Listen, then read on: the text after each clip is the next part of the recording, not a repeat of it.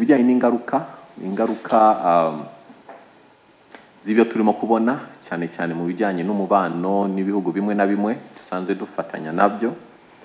Icyo navuga nuko ntabwo tubona ko hazaba ingaruka mbi zikomeye, nta zihari, bitewe n'ibintu bibiri.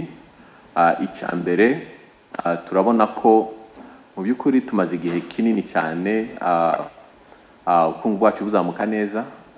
Leta ishyiraho ingamba z'ubukungu zifatika, na program nyinshi leta ikora ifatanyije n'abanyarwanda bose muri sector zitandukanye, mu buhinzi, mu buvuzi, mu burezi, ahantu hose, ku buryo tubona ko ingaruka nubwo ntabwo zaba zikomeye, kandi turabona ko zaba ari z'igihe gito cyane, kandi tuzakomeza kubikurikirana hafi. Ariko mu by'ukuri na Minisiteri ya Finance nayo hari ingamba tugomba gufata kugira ngo izo ngaruka zibe nkeya cyane zishoboka.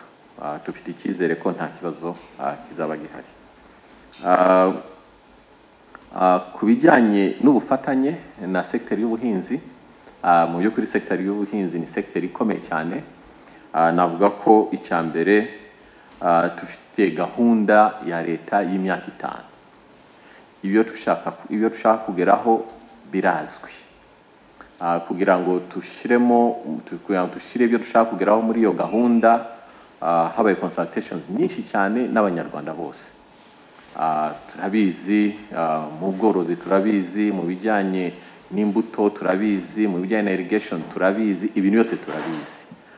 Igisigaye ni kubishyira mu bikorwa. Ubufatanye, navuga ko ubufatanye ni bwiza cyane.